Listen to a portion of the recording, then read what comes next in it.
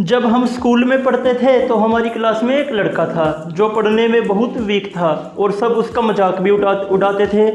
Teacher जब उसे कुछ रीड करने के लिए बोलता था तो उसको पसीने आते थे। शब्दों का वह गलत उच्चारण करता था और बहुत धीरे धीरे पढ़ता था।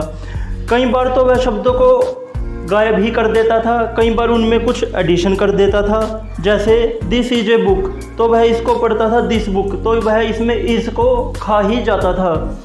इस वजह से उसे बड़ी परेशानी आ रही थी, वह बहुत ज़्यादा प्रॉब्लम फेस कर रहा था। जब उसके पेरेंट्स ने उसे डॉक्टर को दिखाया तो उन्हें पता चला कि इसे डिसलेक्सिया हो सकता है।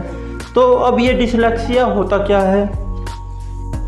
डिसलेक्सिया का मतलब होता है वर्ड ब्लाइंडनेस। जो बच्चा है वो शब्दों को रिकॉग्नाइज नहीं कर पाता है। उसके पेरेंट्स और टीचर भी समझ नहीं पा रहे थे कि आखिर इसके साथ दिक्कत क्या है, और इसका एग्जाम्पल हमने तारे ज़मीन पर मूवी में भी देखा था। तो चलते हैं।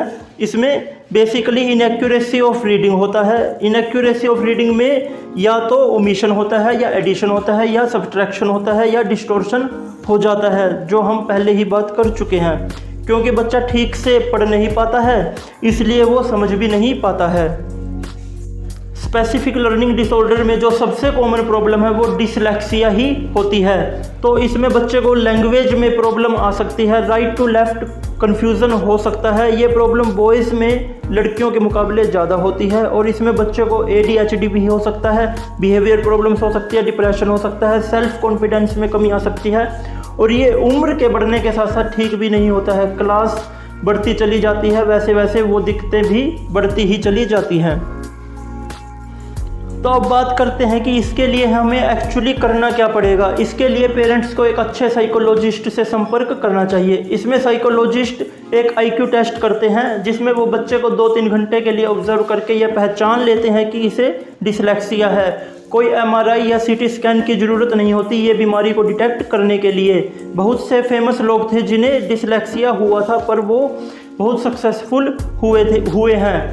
इनमें अल्बर्ट आइंस्टाइन, टॉम क्रूज, और सुनने में ये भी आता है कि शायद अभिषेक बच्चन को भी डिसलेक्सिया हुआ था।